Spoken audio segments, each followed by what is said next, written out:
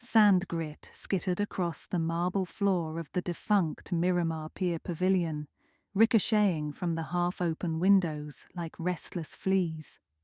The building, stripped of its candy-striped banners and calliope pipes, felt more mausoleum than amusement hall.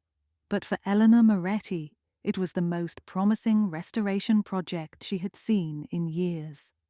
She ran gloved fingertips over the peeling paint of a stationary giraffe, tracing decades of chipped lacquer that once shimmered sky blue.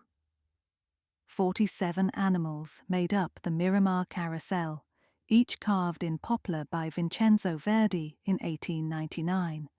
Only 9 remained in museums. The rest languished in this salt-blown husk. Eleanor had signed a contract with the city to bring the ride back to life in 10 months. And though she had expected structural headaches, she had not expected the secrets wedged inside one of the horses. On the 4th evening of her assessment, she unbolted Primrose, a prancing palomino whose saddle was split along a seam that should have been solid. When she levered apart 2 boards, something metallic clinked against the screwdriver. Nestled in the hollow flank was a brass locket, mottled green from oxidation and sticky with a crust the colour of old claret. Eleanor's pulse fluttered as she eased it into her palm. Dry flakes broke loose and dropped onto the sawdust. She pressed the clasp. A miniature oval photograph stared back, a girl of 7, eyes as solemn as the Atlantic itself. The other side held a curl of chestnut hair, lacquered to the lid by blood. She swallowed. The prudent thing would be to bag it for police, but the locket felt oddly warm, as though it had been waiting for her. She slipped it into an evidence pouch and called Detective Rafael Mendez, an acquaintance from another restoration job. He promised to swing by the next day. That night, she elected to work late. Deadlines waited for no detective. By 11:30, the pavilion lamp buzzed low, leaving only her work light on a makeshift table. Tinny music drifted somewhere near the shuttered boardwalk, tourist arcades that refused death. She stripped Primrose's saddle and sanded rot from its belly. As she worked, she sensed, or thought she sensed, someone behind her. When she turned, nothing but half-dismantled menagerie animals peered back. She fetched oil for the air compressor. Returning, she stopped dead. Primrose's head had pivoted 30 degrees. Its glass eye stared at the pouch that held the locket. Eleanor's scalp prickled. She reached up and tried to move the head again, solid, immovable carved wood. Yet she was certain she had left it facing forward. A sudden tug at her belt jerked her backward. Keys clattered across the floor. Her phone disappeared from her pocket, skidding into darkness. Eleanor spun, heart battering, but saw no one. The tug had felt like a practiced dip. Quick fingers, gentle palm heel. She was alone, save for sawdust swirling in a downdraft from the rafters.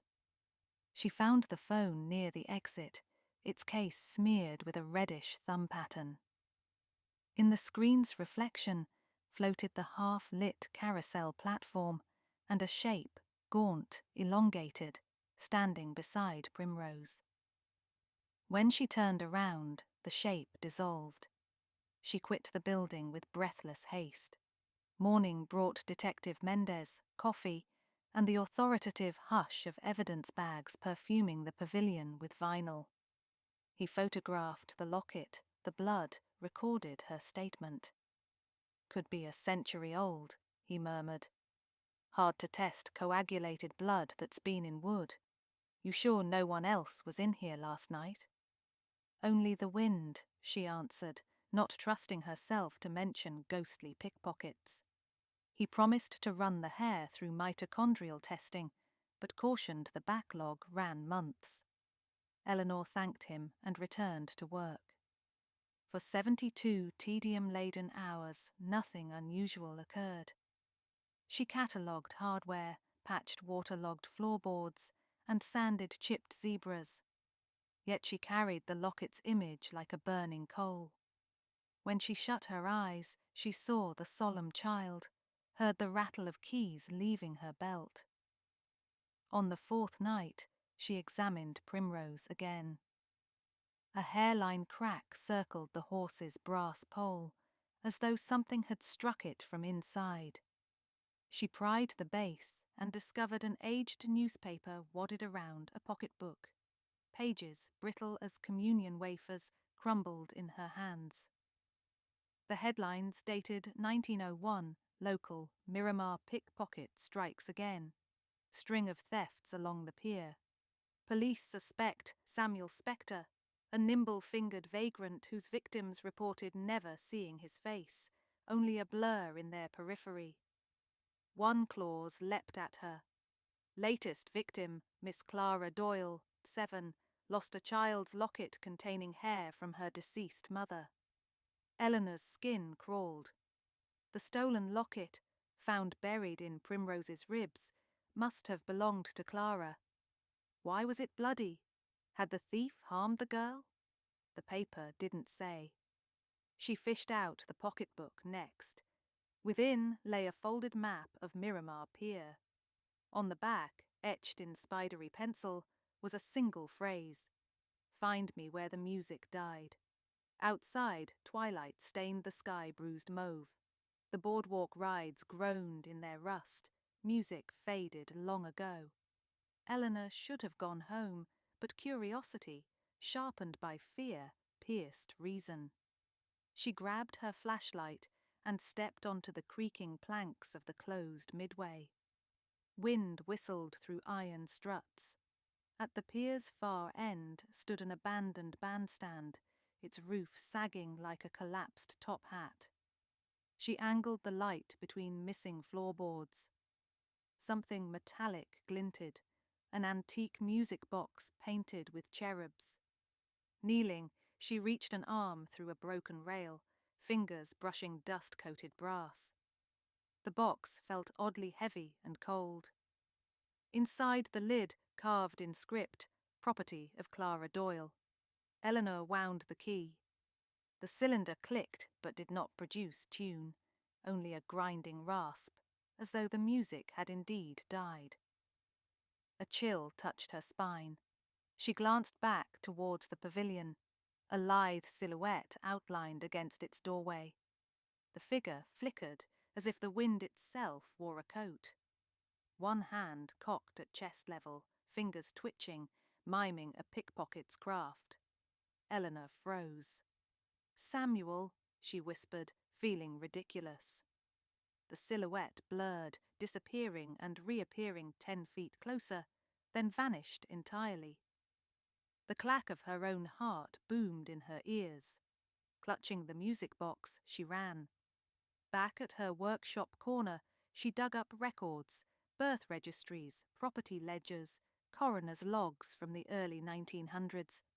In a brittle municipal ledger, she found a death certificate: Clara Doyle, drowned off Miramar Pier, January 25, 1902. Cause: accidental slip during winter squall. Age: 8. Effects listed: none. Next line, cross-referenced in a different ink, read: "Body recovered by Samuel K. Mercer, alias Samuel Spector, deceased from exposure same night. 2 drownings, 1 child, 1 pickpocket, within hours." Was Clara chasing her stolen locket? Had Samuel tried to rescue her? Or had he fallen during escape? Someone had shoved the locket into the carousel to hide it, sealing it inside Primrose with Rosine. Had that someone been Samuel, hoping to deliver it posthumously? Night after night, Eleanor felt him watching. The air rippled, screws went missing, coins vanished from her desk.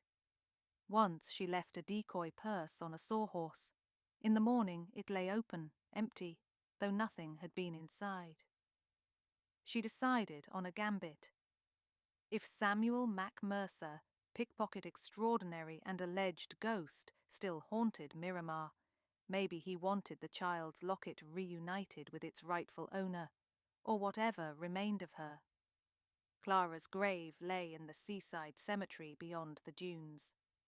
Eleanor packed the locket, the music box, and a small toolkit.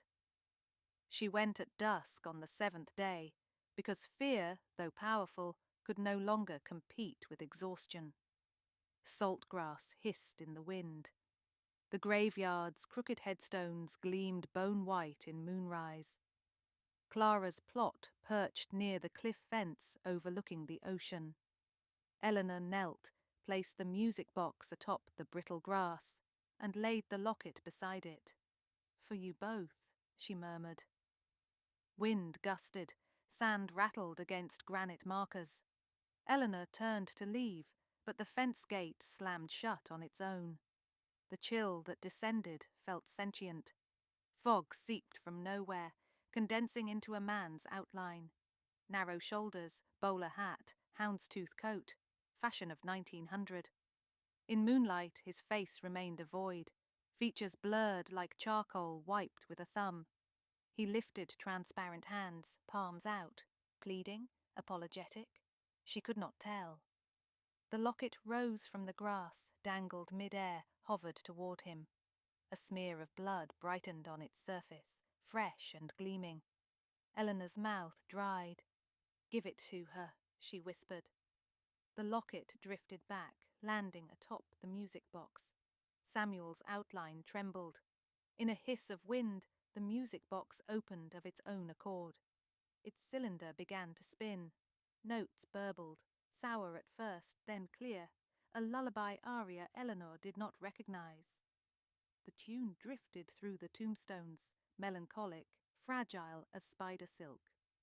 When the song ended, Samuel's shape folded inward like paper consumed by invisible fire, until only swirling fog remained. In its retreat, the cemetery fence swung open. Silence rushed in. Eleanor waited, heart hammering, yet felt only calm. She collected the music box and locket. Both were warm, the bloodstain gone. She left them on the grave and whispered a prayer. Next morning, she arrived early at the pavilion, anticipating relief. But Primrose had shattered overnight. The horse lay split along the seam, interior hollow, scraped raw, as though something ripped its way out. On the carousel deck, a smeared trail of dark red led to the edge where the platform abutted the service pit. Lowering herself, she found a small coin purse, Edwardian, rotten leather, and inside a folded photograph. The same girl, Clara, but now flanked by a smiling man whose face was no longer blurred. Bowler hat, keen eyes, a playful half-smirk. Samuel.